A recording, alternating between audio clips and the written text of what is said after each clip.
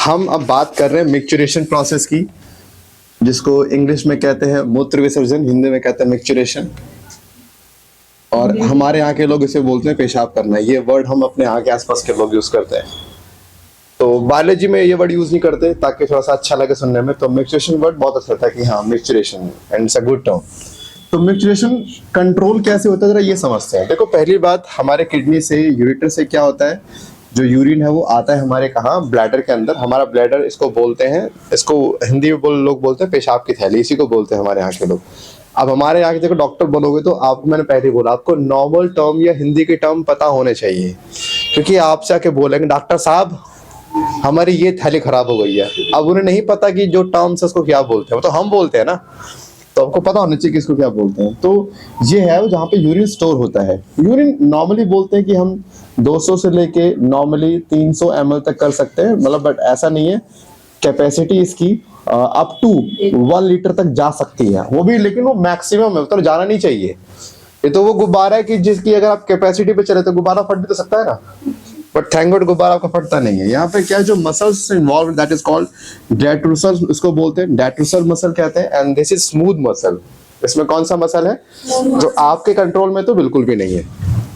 इसके अंदर ये दिख रहा है आपको ट्रांजिशनल एपिथेलियम, जिसमें स्ट्रेच होने की एबिलिटी होती है, एंड इनके पास प्रेजेंट होते हैं क्या, स्ट्रेच रिसेप्टर्स प्रेजेंट होते हैं, और यही रिसेप्टर जो अपने कमाल के रिसेप्टर्स हमारे होते हैं। तो दिस इज स्ट्रेच रिसेप्टर। देखो, यूरिन का पीएच हम कभी डिसाइड नहीं करते। यूरिन का पीएच डिपेंड करता है कि आपकी बॉडी की पोजीशन किस, खड़े हो, लेटे हो, दौड़ रहे हो, भाग रहे हो, खाया क्या है, उसके ऊपर यूरिन का पीएच वेरी करता है। बट एनसीईआरटी जो मेंशन किया है 6 से कुछ ऊपर दिया, वो आप याद कर लेना। अदरवाइज की स्पेसिफिक ग्रेविटी और जो हम बोलते हैं इसका जो पीएच है, इट्स वेरिएबल। तो अब समझिएगा, यहाँ पे, यहाँ से यूरिन आ रहा है, यूरिन यहाँ पे क्या हो रहा है, स्टोर हो रहा है। आप देखोगे कि यहाँ से यूरिन ब्लैडर से जो एक पाथ निकला, that path will be known as urethra, जिसमें 2 स्फिंक्टर लगे हैं। स्फिंक्टर याद हो ना, स्मूथ मसल्स की थिकनिंग होती है, इसको बोलते हैं इंटरनल स्फिंक्टर, इसको बोलते हैं एक्सटर्नल स्फिंक्टर। इंटरनल और एक्सटर्नल स्फिंक्टर। भाई इंटरनल स्फिंक्टर की बात करूं तो इंटरनल ये होता है इनवॉलेंट्री, ये हमारे कंट्रोल में बिल्कुल भी नहीं होता, लेकिन ये वाला हमारे कंट्रोल में होता है, जैसा नो। अब क्योंकि हमारे कंट्रोल में नहीं है ये, तो आप समझ सकते हो, यानी कि ये अपने हिसाब से काम करेगा, हमारे हिसाब से काम तो नहीं करने वाला। अब जरा समझिए कहानी क्या होती है। जब यूरिन से फिल होता है, तो यूरिन फिल होते होते मान लीजिए 300 350 ml फिल हुआ, तो इस ब्लैडर में एक स्ट्रेच होने वाली प्रॉपर्टी आती है। जब वो स्ट्रेच होता है तो रिसेप्टर्स इसके क्या होते हैं, एक्टिवेट। रिसेप्टर्स यहाँ से इंफॉर्मेशन लेके जाते हैं आपके कहाँ, स्पाइनल कॉर्ड, उससे उसके पास कहाँ जाएंगे, फिर ब्रेन के पास, यानी इंफॉर्मेशन फिर ऐसे पास होती है।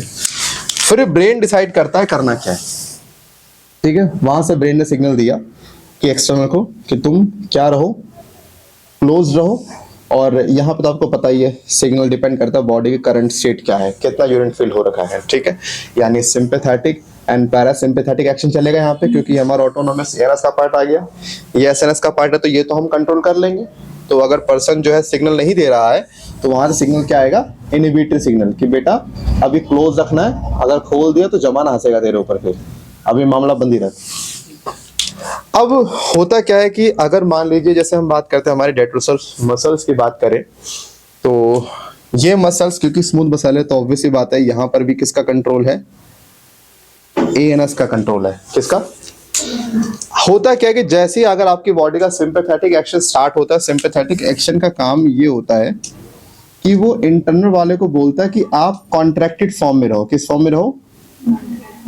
जबकि अगर पैरासिम्पैथेटिक एक्टिवेट हो गया, ये क्या बोलता है, ए रिलैक्स कर जा भाई, रिलैक्स कर जा। और ये अगर रिलैक्स करवाएगा तो ये गेट खुल जाएगा। आपको पता है ना ये कैसा होता है, ये ऐसे पूरा कॉन्ट्रैक्टेड फॉर्म में होता है, ऐसे जबरदस्ती कॉन्ट्रैक्टेड फॉर्म में। यूरिन फिल हुआ, बॉडी तक सिग्नल गया, उससे सिंपैथेटिक एक्शन दिया तो उसी में रहेगा। अगर पैरासिम्पैथेटिक दिया तो ये क्या हो जाएगा, डायलेट, माने रिलैक्स कर जाएगा। देखो ना, मेरे हाथ की नॉर्मल पोजीशन ये है, ये नहीं है, ये मैंने कर रखी है। जैसे मेरी बॉडी सिग्नल जाए पैरासिम्पैथेटिक, रिलैक्स करते ही हमारा यूरिन यहाँ से पास होना शुरू हो जाएगा। बट क्योंकि वॉलंटरी वाला हमारे कंट्रोल में है, तो जब तक हम इसको नहीं बोलेंगे यूरिन बाहर पास नहीं होगा। अब एक बात समझिए, मैं कहना क्या चाहता हूँ, ऐसा होता है कि बच्चे जो है ना, छोटे बच्चे बेड पे सूसू कर देते हैं। अब इसका रीजन क्या है?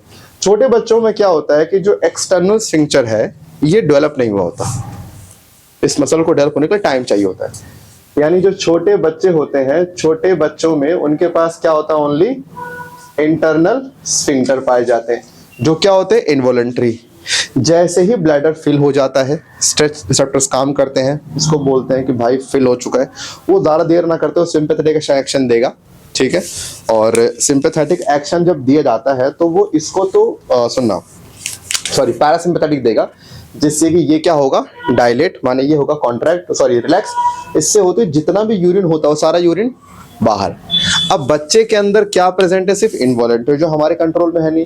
इसलिए बच्चे के ब्लैडर में जैसे यूरिन फिल होता है, उसका जो इंटरनल स्फिंक्टर है वो अपने आप ओपन हो जाता है, जिससे यूरिन बॉडी के बाहर, क्योंकि ये स्फिंक्टर बच्चे के कंट्रोल में नहीं है। लेकिन जब इंसान बड़ा होता है उसमें क्या डेवलप होता है? एक्सटर्नल। और एक्सटर्नल डेवलप होते ही उसका देखो, ऐसा नहीं है कि एक्सटर्नल बच्चे पे नहीं था, होता उसके पास भी, लेकिन बात आ रही है इस पे कंट्रोल करने वाली। ये वॉलंटरी एक्शन से कंट्रोल, वॉलंटरी एक्शन से हमें हमेशा वॉलंटरी को हमको करने के लिए ट्रेनिंग चाहिए। जैसे पैर हमारे वॉलंटरी में आते हैं, लेकिन हर कोई चलना नहीं सकता ना जब तक उसको ट्रेनिंग ना दी जाए। तो समय के साथ साथ बच्चा इस पे कंट्रोल पा लेता है एक्सटर्नल वाले पे। जब उसको एक्सटर्नल पे कंट्रोल आ जाता है, जब बड़ा होता रहता है, तो एक्सटर्नल पे हमारा कंट्रोल आ जाता है। जैसे ही हमारा एक्सटर्नल पे कंट्रोल आ गया, अब मान के चलिए कि इंटरनल ने जैसे काम 1 साल पे किया हमारे, जब हम 1 साल के बच्चे थे, तो कर वो आज भी ऐसी रहे, करेगा 10 साल बाद भी ऐसी। लेकिन क्योंकि हमारा एक्सटर्नल हमारे कंट्रोल में है, तो जैसे यूरिन फिल हुआ ये तो ओपन हो गया। लेकिन जो हमारा एक्सटर्नल वाला है वो हमारे कंट्रोल में है, हम जब तक उसको बोलेंगे नहीं यूरिन बाहर आएगा नहीं। ये काम तो वैसे ही करे जैसे बचपन से लेके इसने आज तक किया है। लेकिन अब हमारे पास कंट्रोल किस पे आ चुका है? एक्सटर्नल पे। जब तक हम ये मेन गेट नहीं खोलेंगे तब तक यूरिन बॉडी के बाहर नहीं जाएगा। और ओल्ड एजेस में क्या होता है? ओल्ड एजेस में भी सेम सीन होता है। ओल्ड एजेस में क्या होता है? बॉडी इतनी वीक हो चुकी होती है कि उनका इससे जो कंट्रोल है वो लूज पड़ जाता है। इसी वजह से जब उनका यूरिन फिल होता है तो तुरंत इंटरनल ओपन होगा, अपने यूरिन सारा बाहर, वो एक्सटर्नल को ठीक से क्लोज नहीं कर पाते। तो रीजन है, मैं कहता ना कि बच्चे की शुरुआती हर लाइफ की इनिशियल और लास्ट स्टेज बिल्कुल एक जैसी होती है। जैसे बच्चा शुरू में बीमार पड़ता रहता है क्योंकि इम्यूनिटी नहीं होती, ऐसे बुजुर्ग पड़ता रहता है। जो बीच की जो स्टेज है वो बीच वाले है, जिसमें हम अभी आ रहे हैं। तो कहने का मतलब क्या है? इंटरनल इनवॉलंटरी, ये हमारा वॉलंटरी। और यहाँ पे हमारे कौन से मसल प्रेजेंट है? हमारे स्मूथ मसल प्रेजेंट है।